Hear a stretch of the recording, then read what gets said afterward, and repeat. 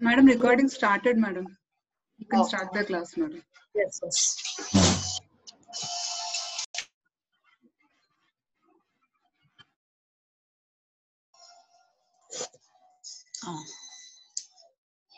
Good evening, all of you.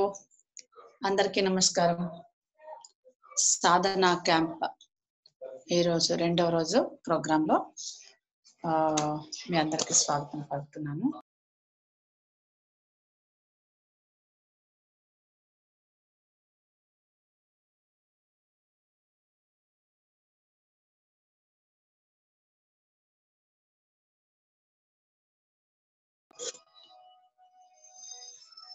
I am Bharti Ora, advocate from High Court Madras.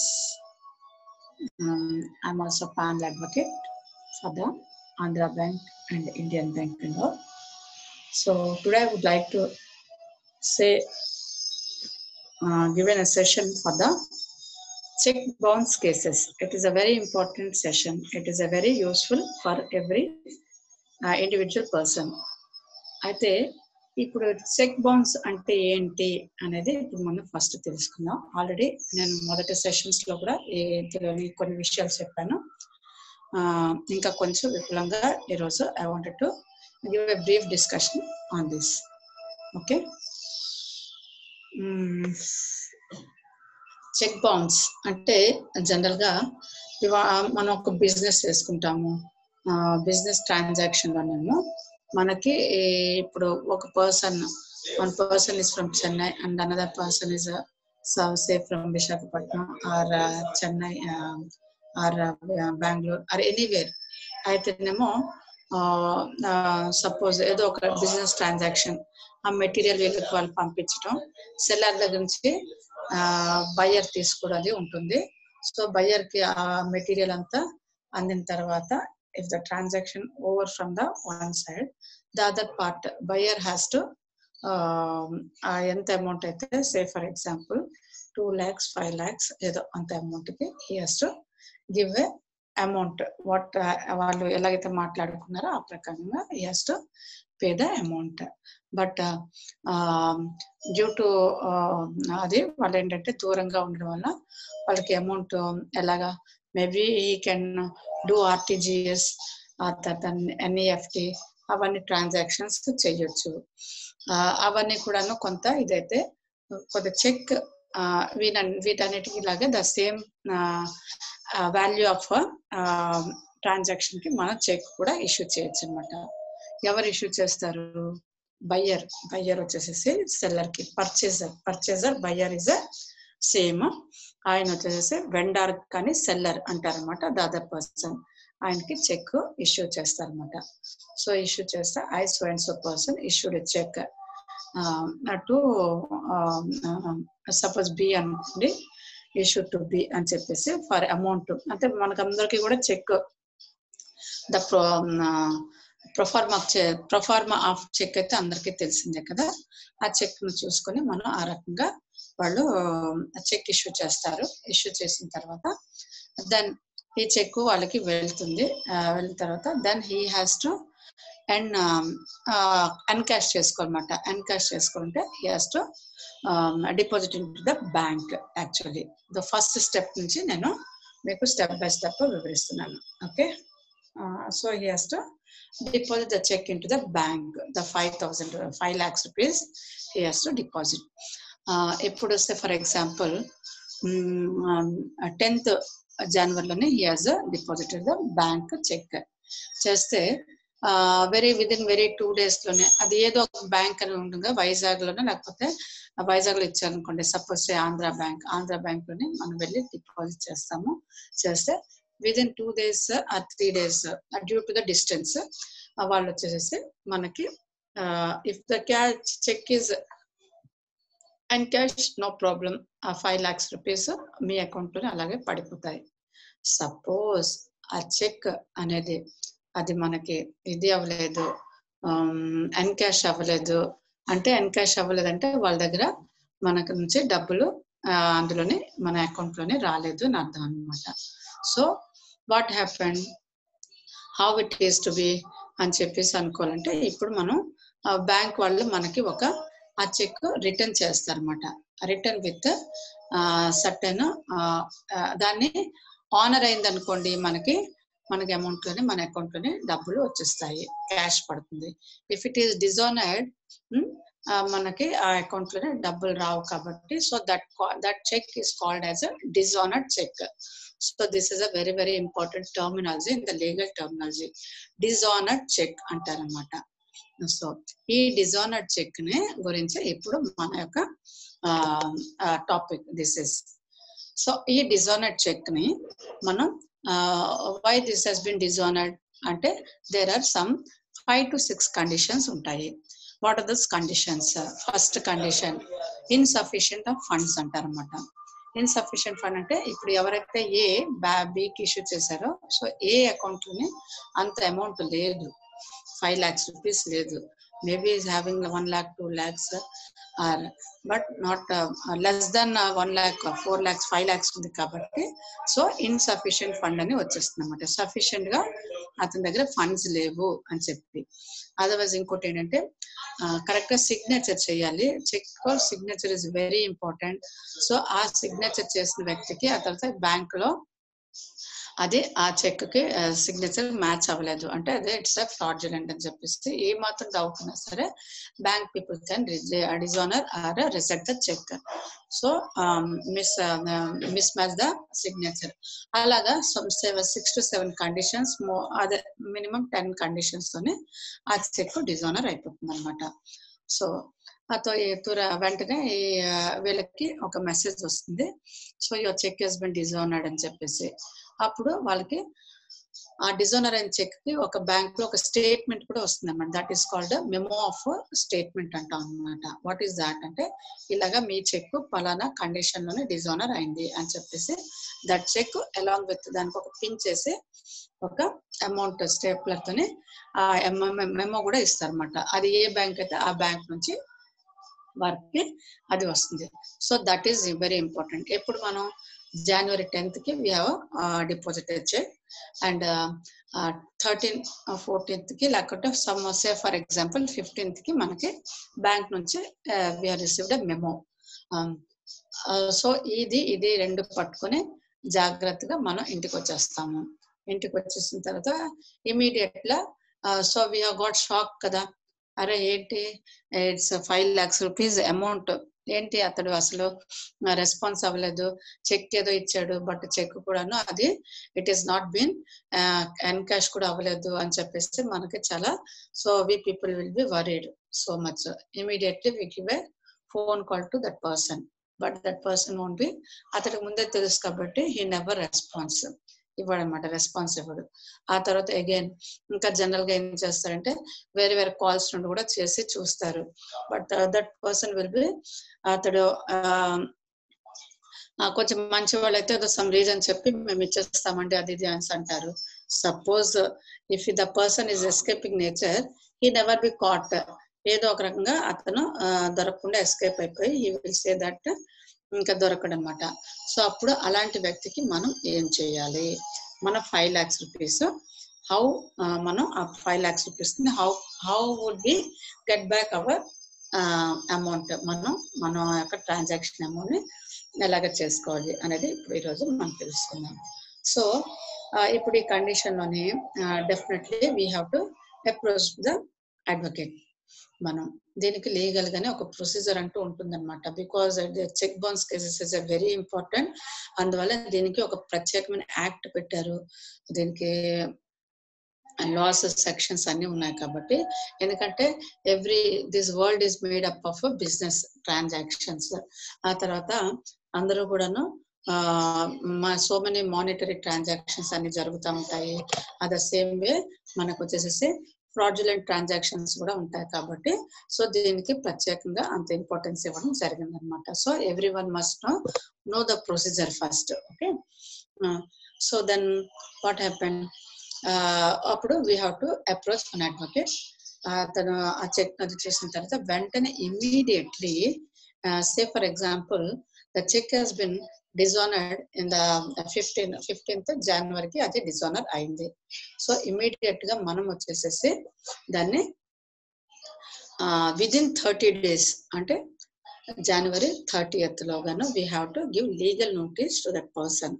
ఆ person నాకు address అది ఉంటుంది కదా, why because మనం ముందుగానే మెటీరియల్ అన్ని పంపించాం కాబట్టి we have got a very official address and proper address మన దగ్గర ఉంది కాబట్టి సో ఇదంతా కూడా అడ్వకేట్ ఇస్తే so he will issue a legal notice saying that మీరు పలానా వ్యక్తికి ఇలా ట్రాన్సాక్షన్ అయింది, but you have issued a check that to my client so and so your name but that check has been dishonored due to this condition, some insufficient of funds. So that has been what happened అది అవ్వలేదు కాబట్టి dishonour అయింది కాబట్టి you will be liable for the check amount, full amount and with compensation along with interest. ఏదో వాళ్ళ business లో ఒక interest ఉంటుంది కదా, బిజినెస్ టెర్మినాలజీ ప్రకారంగా వాళ్ళు ఏ బిజినెస్ ఏదో చేస్తున్నారో ఆ ప్రకారంగా interest per month 2%, per annum 2% అనేసి అలా ఉంటుంది కదా, ఆ కండిషన్స్ ప్రకారంగా you are liable to pay the 5 lakhs rupees along with interest అని చెప్పేసి కూడాను మనం this advocate has to issue notice to that person. అయితేనేమో అది అతను తీసుకుంటాడు, అందులో కూడాను కండిషన్ పెట్టాలన్నమాట.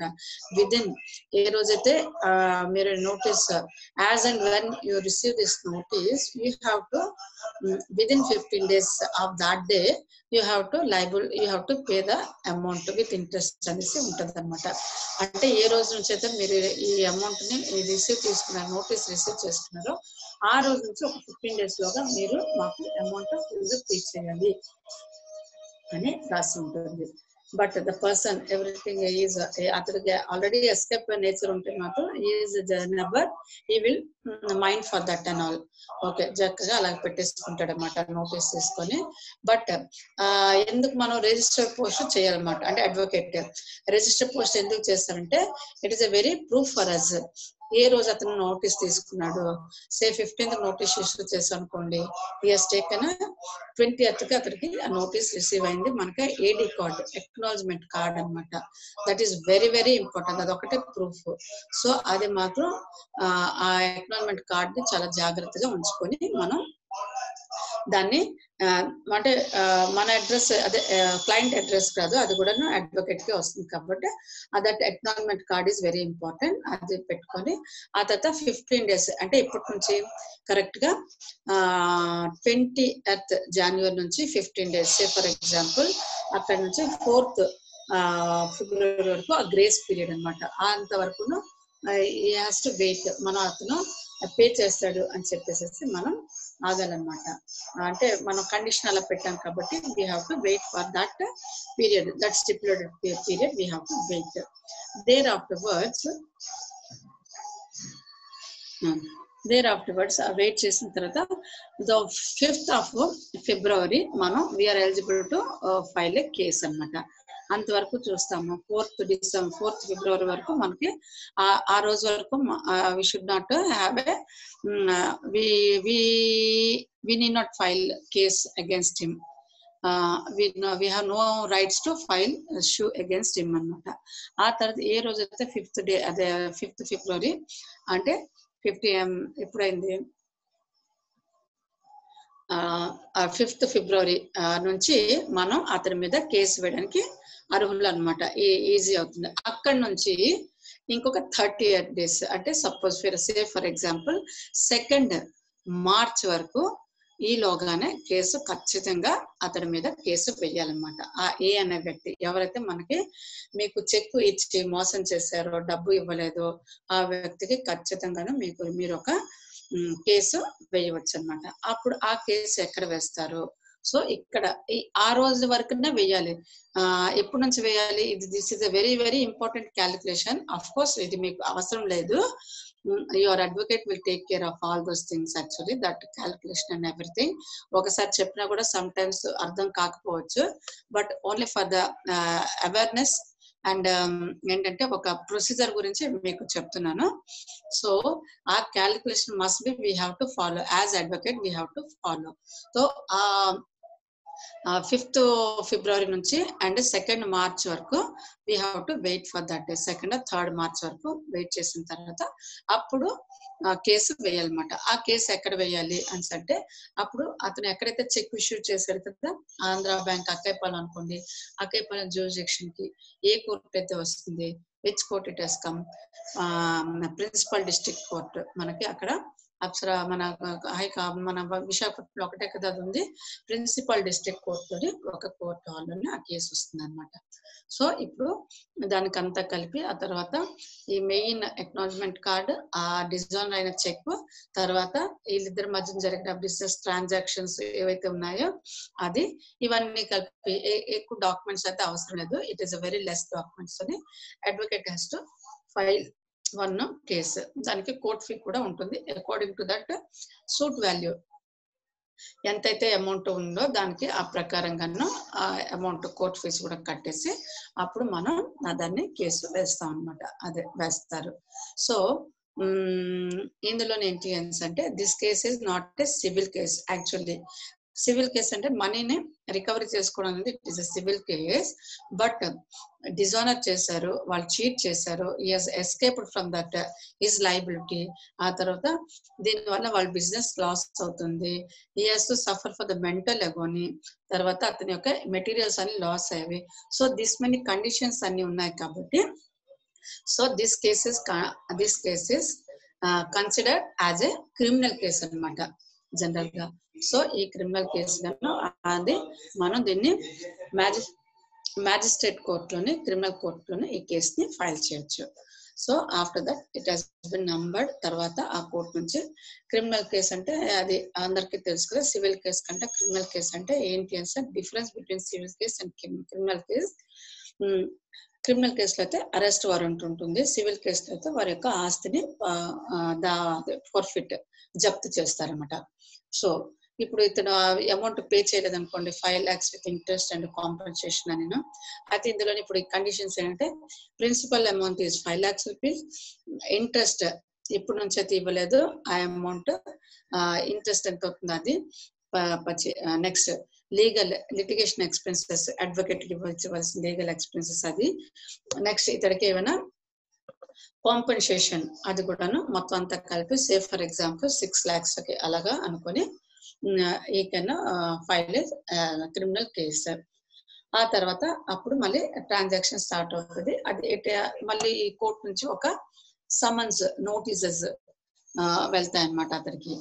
బట్ అతను అక్కడ ఆ టైంగా ఏమో జనరల్ గా పర్సన్స్ వాళ్ళు కొంచెం రెస్పాండ్ అవుతారు. వాళ్ళు వచ్చేసి సరే అని చెప్పేసి ఈ వీళ్ళ సరే మేము పే చేస్తాము, ఎందుకంటే మళ్ళీ కేసు తర్వాత అరెస్ట్ వారెంట్ తర్వాత మళ్ళీ మనకి ఇవన్నీ ఎందుకు అని చెప్పేసి జనరల్ గా పీపుల్ ఎవరైతే అతను he will come down for that ఇది అవుతారనమాట. కొంచెం వాళ్ళు కూడా ఇవ్వడానికి ఇది అవుతారు. They wanted to pay the amount as ఏదో ఒక ట్రాన్సాక్షన్ కి అది వస్తారనమాట. డైరెక్ట్ దే కమ్ పార్టీతో మాట్లాడతారు. అక్కడ పార్టీతో మాట్లాడనుకోండి, పార్టీ మాట్లాడగా లేదు మేము అడ్వకేట్ పెట్టుకున్నాము, ఇప్పటి వరకు మీరు ఇది అవ్వలేదు కదా, ఈ యొక్క కాంటాక్ట్ మై అడ్వకేట్ అని కూడా చెప్పొచ్చు అనమాట. సో అడ్వకేట్ తోనే మాట్లాడేది జరుగుతుంది. సపోజ్ అయితే మరి 5 lakhs కి 5 lakhs పోనీ అట్లీస్ట్ 5 lakhs అంటే 6 lakhs అవుతుంది కదా, 6 lakhs ఇష్యూ చేయడానికి, లేకపోతే 5 lakhs లేకపోతే 5,50,000 ఏదో ఒక సర్టన్ అమౌంట్, ఆ అమౌంట్ లో ఈ ఫీ సెటిల్ ఫర్ దట్ నేను మా అమౌంట్ మీకు పే చేసేస్తాను విద్ ఇన్ దిస్ టైం అంటే it is okay, well and good.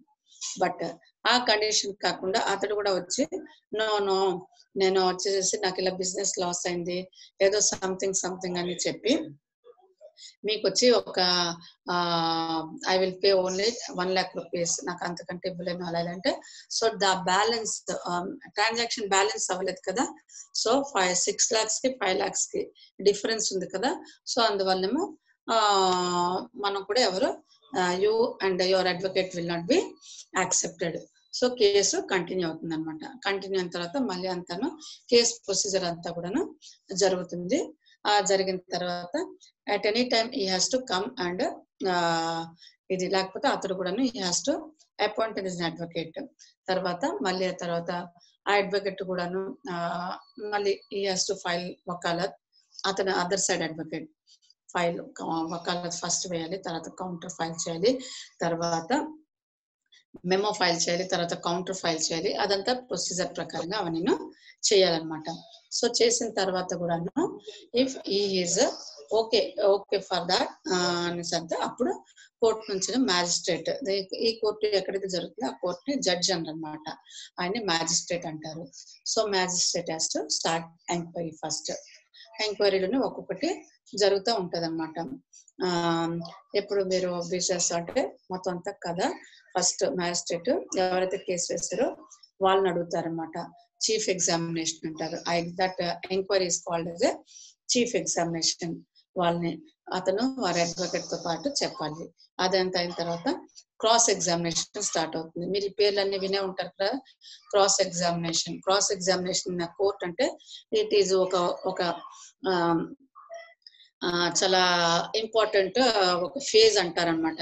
Cross examination జరగడం, జరిపించుకోవడం, ఆ తర్వాత వినడం అంటే ఇట్ ఈస్ కొంచెం, ఎందుకంటే అవతల వ్యక్తి ఈ వ్యక్తికి క్రాస్ ఎగ్జామినేషన్ చేయడంలోనే చాలా రకరకాలుగా ఏవో క్వశ్చన్స్ అన్ని వేసి ఆ యొక్క వారు ఏదైతే తప్పు చేశారో దాన్ని కోర్టులోని కరెక్ట్ గా ఇది చేయటం అనమాట, నిరూపించడానికి చేసే ఎగ్జామినేషన్ ని క్రాస్ ఎగ్జామినేషన్ అంటారు అనమాట.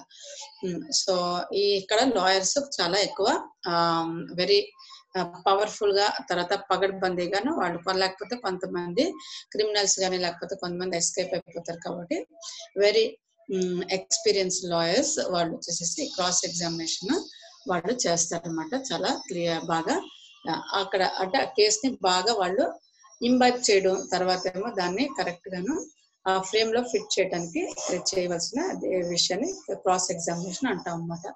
ఆ తర్వాత ఆ రెండు అయిన తర్వాత మళ్ళీ ఇద్దరు అడ్వకేట్స్ ఆర్గ్యుమెంట్స్ చేస్తారు. తర్వాత వచ్చేసేసి అప్పుడు లాస్ట్ అంటే ఇదంతా అయ్యేసరికి ఇట్స్ నాట్ ఒక రోజు, 2 రోజులు, 1 month, 2 months కాదు. This and all it takes for ఒక 1 year, 1.5 years, మాక్సిమం 2 years జరుగుతుంది అనమాట. ఈలోగా హాలిడేస్ వస్తాయి, కోర్టులోని స్ట్రైక్స్ వస్తాయి, లేకపోతే సైక్లోన్స్ వస్తాయి. సో దిస్ అండ్ ఆల్ వీరి వాయిదా రోజు ఏదైనా జరిగింది అనుకోండి, that date will be postpone to another date. So ఇలాగా అన్ఫోర్సింగ్ కండిషన్స్ అన్నమాట. అందరూ కూడాను కేసు ఫినిష్ చేద్దాం రెడీగా ఉన్నప్పుడు అంటారు కదా, ఎందుకంటే కోర్టులో కేసు వస్తే చాలా లేట్ అయిపోతుంది అంటారు కదా. So some unforcing conditions, calamity seasonal conditions, ఆ రకంగా కూడాను కోర్టులో కేసు లేట్ అవుతుంది అనమాట. సో ఆ రకంగా అంతా అయిన తర్వాత జడ్జి వచ్చేసేసి ఆయన ఇదంతా చూసిన తర్వాత సో జడ్జి విల్ ఫుల్ గా మొత్తం ఆ కేసుని A to Z he has to pursue the case. ఇంకా ఇందులో ఏంటంటే ఎవరైతే ఇప్పుడు ఏదైతే బ్యాంక్ లో నా కేసు డిపాజిట్ చేసి డిజానర్ అయిందో ఆ బ్యాంక్ మేనేజర్ ని కూడా పిలిచి ఎంక్వైరీ చేయొచ్చు, ఎగ్జామినేషన్ చేయొచ్చు. ద సేమ్ వే అది ఏదైతే పోలీస్ స్టేషన్ లో ఇప్పుడు, ఎందుకంటే పోలీస్ కేసు కదా, మళ్ళీ ఎందుకంటే అతనికి అరెస్ట్ వారెంట్ అయితే అదే పోలీస్ స్టేషన్ కి మళ్ళీ అతను అరెస్ట్ చేస్తారు కదా. సో అందువల్ల ఆ పోలీస్ కూడా అంటే police station suppose say for example అత్తేపాలెంలో అది ఆంధ్రా బ్యాంక్ లో అయింది అనుకోండి, పోలీస్ స్టేషన్ ఎక్కడ 4th Town పోలీస్ స్టేషన్, ఆ పోలీస్ స్టేషన్ కి ఆ ఎస్ఐని కూడా పిలిచి ఎగ్జామినేషన్ చేస్తారనమాట. సో ఎంతమందికి ఇంకా ఎగ్జామిన్ చేశారు?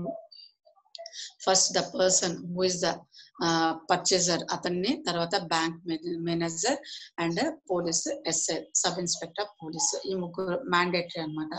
అప్పుడు bank men no I don't come, అలా ఇలా అని అనకూడదు అనమాట. కోర్టు పిలిచింది అంటే court issues summons means the bank manager has to come and he has to give an answer for that.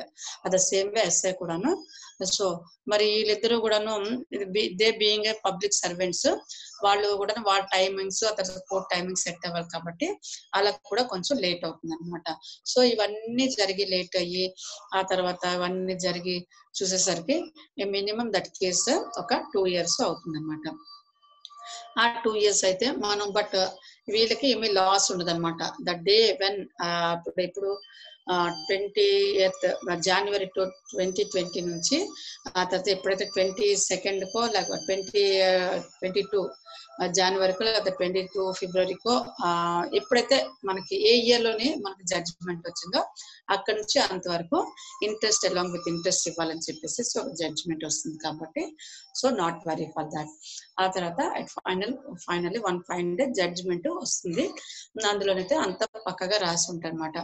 ఏ వచ్చేసేసి బికి ఇలాగా అమౌంట్ పే చేయాలి, బట్ అతనేమో 5 lakhs రూపీస్ అది ఇవ్వాలి, బట్ ఇవ్వలేదు కాబట్టి ఆ చెక్ కూడా డిజానర్ చేసి ఇలాగా ఫ్రాడ్యులెంట్ గా అతను చేయడం వల్ల సో ఇవన్నిటికీ he has to he is liable for the arrest warrant. Arrest ని అతన్ని అరెస్ట్ చేయాలి. ఈ పలానా విదిన్ 1 month సపోజ్ ఆ జడ్జిమెంట్ వచ్చింది 22 March, సపోజ్ March 1st గా జడ్జిమెంట్ వచ్చింది అనుకోండి, March 30th లోగా ఈ has to pay the amount అని చెప్పేసి ఇవ్వాలన్నమాట. డెఫినెట్ గా ఈ హాస్ టు పే, లేకపోతే arrest warrant for some condition ఆ యొక్క కేసు యొక్క దీన్ని బట్టి ఉంటుంది అనమాట. ఆ యొక్క డెన్సిటీ ఆఫ్ ద కేసు బట్టి వాళ్ళకి arrest warrant 6 months, 1 year, 3 years అలాగే ఇష్యూ చేస్తారు అనమాట. సో ఇప్పుడు ఫస్ట్ అక్కడ దొరకలేదు ఆ వ్యక్తి, తర్వాత ఏమో కోర్టులోనే కూడా ఎగ్జామినేషన్ కోర్టులో కూడా he has not come for the settlement. Finally he has to surrender for the arrest warrant కి అతను పే చేయవలసిందే, చెయ్యాలి అనమాట. తప్పకుండా పే చేయాలి. అక్కడ పే చేయకపోతే మాత్రం అతను అరెస్ట్ వారెంట్ అనేది ఇష్యూ చేస్తారు కాబట్టి అతనికి అరెస్ట్ తప్పకుండా చేస్తారనమాట. ఇంకా అందులోనే డౌట్ ఏమీ లేదు. అలా చేసిన తర్వాత అప్పుడు ఆ వారెంట్ ని ఎగ్జిక్యూట్ చేయాలి. ఎగ్జిక్యూట్ చేయాలంటే అప్పుడు మళ్ళీ ఈ వారెంట్ ని తీసుకుని వెళ్ళి పలానా వ్యక్తి, అదే ఈ అడ్వకేట్ వచ్చేసేసి మళ్ళీ ఈ వ్యక్తికి ఎవరైతే బాధపడ్డాడో ఇతనికి వీళ్ళకి ఈ నోటీస్ అదే బి అనే వ్యక్తికి ఈ జడ్జిమెంట్ ఇస్తే ఆ జడ్జిమెంట్ కాపీ తీసుకుని వెళ్ళి ఆ పలానా 4th టౌన్ పోలీసులు ఎప్పుడైతే ఎస్ఐ వచ్చి ఎగ్జామినేషన్ కి ఆయన వచ్చాడో అతని చేతికి ఇవ్వాలన్నమాట. అంటే ఒరిజినల్ కాదు, అదే జిరాక్స్ కాపీస్ ఇస్తే కనుక ఈ ఎస్ఐ వచ్చేసేసి అందులో ఎస్ఐ పేరు కూడా మెన్షన్ చేసి ఉంటుంది కాబట్టి this SI has to go and execute the warrant. అతడు పలానా వ్యక్తిని పిలిచి అతన్ని అరెస్ట్ చేయడం జరుగుతుంది. ఈలోగాను యాక్చువల్లీ జనరల్ గా వెరీ ఒబీడియంట్ అని కాదు, ఇలాగా అయితే ఖచ్చితంగాను ఈ has to pay that amount, లేకపోతే మాత్రం అతనికి ఎంతకాలం శిక్ష ఉందో ఆ శిక్ష అనేది ఖచ్చితంగా అతను అనుభవించి తీరాలి. బట్ మాక్సిమం ఇక్కడ వరకు రాకుండానే ఈ చెక్ బౌన్స్ కేసెస్ అన్ని కూడాను స్టెప్ బై స్టెప్ లోనే ఒక స్టెప్ ఎక్కడ మనం జనరల్ గా లీగల్ గా నోటీస్ ఇచ్చినప్పుడే అంటే అది ఒక అడ్వకేట్ యొక్క దీన్ని బట్టి ఉంటుంది అనమాట. వారు రాసిన డ్రాఫ్ట్ బట్టి, ఆ తర్వాత వారు ఫ్రేమ్ చేసిన ఆ కండిషన్స్ బట్టి అక్కడ ఎంత సీరియస్ గా ఎంత కొంచెం ఇదిగా ఉంటుందో ఆ టైంలోనే ఆ వ్యక్తి వీళ్ళకి సరెండర్ అయ్యి పేమెంట్ చేస్తాడు. లేదు అంటే సెకండ్ ఫేజ్ ఎప్పుడైతే కోర్టుకి వచ్చిందో కేసు కోర్టులో వేసామో అప్పుడు కూడా ఇవ్వచ్చు, లేకపోతే అడ్వకేట్ ని చేసుకుని అపాయింట్ చేసుకుని అక్కడ కూడా పే చేయొచ్చు. లాస్ట్ అండ్ ఫైనల్ జడ్జిమెంట్ టైంలో కూడా అతను పే చేయొచ్చు అనమాట. సో ఇలాగే ఏదో ఒక ఫేజ్ లోని వాళ్ళు అమౌంట్ ని పే చేసి చేయడం జరుగుతుంది. ఆ తర్వాత లేకపోతే ఆ కేసు మొత్తం శిక్ష అనుభవించడం జరుగుతుంది. అదర్వైజ్ ఇంకొకటి కూడా ఉంది, లేకపోతే he has to go for the appeal కూడా ఉంటుంది అనమాట. 1 month లోగా చెప్పాం కదా, ఇప్పుడు 30th March కి he has to pay, but he has not paid for 30th March. అయితేనేమో లేదు నేను ఇంత అమౌంట్ పే చేయలేను, నాకు తక్కువ అమౌంట్ కావాలి, అమౌంట్ కొంచెం తగ్గించాలి, లేకపోతేనేమో ఆ గూడ్స్ ఏవైతే మనం గూడ్స్ వీళ్ళు సప్లై చేస్తారో బి అనేవాడు గూడ్స్ అన్ని కూడా పాడైపోయి ఏదో సమ్ కండిషన్స్ అతని యొక్క గ్రీవెన్సెస్ చెప్పుకోవడానికి ఏమైనా ఉన్నా అనుకోండి, he has to go for the appeal అనమాట. అపీల్ ఎక్కడికి వెళ్ళాలి అంటే సపోజ్ అక్కడి నుంచి హైకోర్టుకి వెళ్ళాలి. హైకోర్టులో దాన్ని అపీల్ చేసుకోవడానికి వీలు ఉంటుంది. అంటే అందరూ హైకోర్టుకి కాదు, ఇప్పుడు అమౌంట్ ఆఫ్ ద కేసు అనమాట. ఇప్పుడు 5 lakhs కేసుకి వచ్చేసి హైకోర్టుకి వెళ్ళకూడదు. ఇప్పుడు ఏదైతే కోర్టులో ప్రిన్సిపల్ జడ్జి వైజాగ్ లో ఉంది కదా, ఆ కోర్టులోనే ఆ ప్రిమిసెస్ లోనే ఇంకా సీనియర్ లెవెల్ కోర్టు ఉంటుంది అనమాట. అక్కడికి అంటే సో 10th class నుంచి ఇంటర్మీడియట్ ఎలా అయితే ఇది ఉంటుందో ఆ రకంగా ఆ మ్యాజిస్ట్రేట్ దగ్గరికి కోర్టు వెళ్తుంది అనమాట. ఆఫ్టర్ 50 lakhs ఓన్లీ ఈ కోర్టు కేసెస్ అన్ని కూడాను హైకోర్టుకి వెళ్తాయి. Not 50 lakhs. ఇట్ ఈస్ ఒక కేసు ఆ యొక్క సిటీస్ బట్టి. ఇప్పుడు చెన్నైలోనైతే ఆ యొక్క కేసు అంటే మెడ్రాస్ తమిళనాడు దీన్ని బట్టి ఒక అమౌంట్ 25 lakhs లేకపోతే 50 lakhs. ఆ తర్వాత ఆ రకంగా ఇంకొక దీన్ని బట్టి ఆ కేసు బట్టి 1 crore ఉప్పర్ హైకోర్టుకి వెళ్ళాలి మీద అనేసి అని ఒక టేబుల్ అలా ఉంటుంది అనమాట. ఆ టేబుల్ ప్రకారంగానే అప్పుడు అతను అప్పీల్కి వెళ్ళొచ్చు. సో అప్పీల్కి వెళ్ళంటే జనరల్ గా judge will not be consider. ఇప్పుడు ఎంతైతే అమౌంట్ మీరు కట్టాలి అనేసి లోవర్ కోర్టు, అప్పుడు కింద కోర్టుని లోవర్ కోర్టు అంటారు, ఇది అప్పీల్ కోర్టు అంటారు అనమాట, అప్లెట్ కోర్టు అంటారు. ఈ అప్లెట్ కోర్టు ఎంతైతే లోవర్ కోర్టు ఎంతైతే అమౌంట్ పే చేయమని చెప్పిందో ఆ అమౌంట్ లోని అట్లీస్ట్ హాఫ్ లేకపోతే మాక్సిమం 0.5%, హాఫ్ అంటే ఇప్పుడు 6 lakhs కి 3 lakhs అమౌంట్ అతను డిపాజిట్ కోర్టులో డిపాజిట్ చేసిన తర్వాతనే అటు is eligible to trial the appeal అనమాట. లేకపోతే మామూలుగా అయితే జనరల్ గా ఓకే కోర్టులో వేసి వచ్చింటే మళ్ళీ అందరూ కూడా వెంటనే అప్పీల్కి వెళ్ళిపోతారు. అలా కాకుండా 3 lakhs లేకపోతే అది ఒక సమ్ కండిషన్ ఉంటుంది, 4 lakhs అమౌంట్ డిపాజిట్ చేసిన తర్వాతనే he has to go for the appeal అనేసి.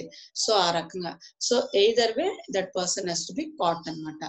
అందువలన ఖచ్చితంగాను అక్కడ చెక్ బౌన్స్ కేసెస్ లో అనేది ఖచ్చితంగా అమౌంట్ అది కోర్టుకు వస్తే కనుక వారికి తప్పకుండా ఆ చెక్ బౌన్స్ కేసులోని కోర్టుకి వస్తే తప్పకుండా న్యాయం జరుగుతుంది, ఆ అమౌంట్ రికవరీ అయిపోతుంది. మోర్ ఆర్ లెస్ కొంచెం వెనక ముందు స్పీడ్ రికవరీ కూడాను ఆ రికవరీ మొత్తానికి అమౌంట్ రికవరీ చేసుకోవచ్చు అనమాట. సో అందువల్ల స్ట్రిక్ట్ గా this case is called check bounce case కి పేరు లీగల్ గా దీన్ని నెగోషియబుల్ ఇన్స్ట్రుమెంట్ యాక్ట్ 1881 యాక్చువల్లీ గాను ఎప్పుడో ఇదైంది. సో దీన్ని షార్ట్ గాను ఎన్ఐ యాక్ట్ కేసు అంటాం అనమాట. Negotiable instrument act case, NI act cases అనేసి అంటాం అనమాట. So this is briefly regarding NI act cases అనమాట. అండ్ జనరల్ గా ఇవన్నీ ఇంత టెర్మినాలజీ ఎవరికి గుర్తు లేకపోతే చెక్ బౌన్స్ కేస్ అని కూడా అంటారు అనమాట. సో అది కూడా సేమ్. సో ఇది దిస్ కేస్ మొత్తంగాను టాప్ టు బాటమ్ మీకు ఈ వివరించిన ఇదే ప్రొసీజర్ లోని కేసు ఉంటుంది. సో ఐ థింక్ మీ అందరికి ఈ కేసుని అర్థమై ఉంటుందని అనుకుంటున్నాను. This is regarding the NI act case. Okay, ఇందులో మీకు డౌట్స్ ఉంటే అడగవచ్చు. And this is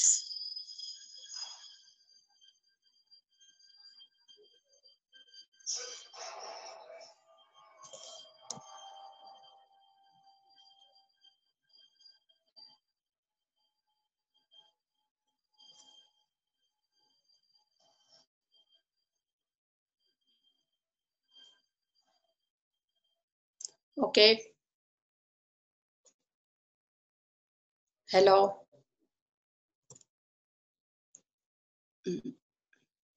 Hello. Madam. చెప్పండి.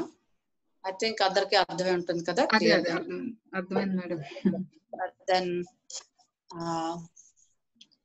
So shall I end this session. Renuka గారు మీకు ఏమైనా డౌట్స్ ఉన్నాయండి?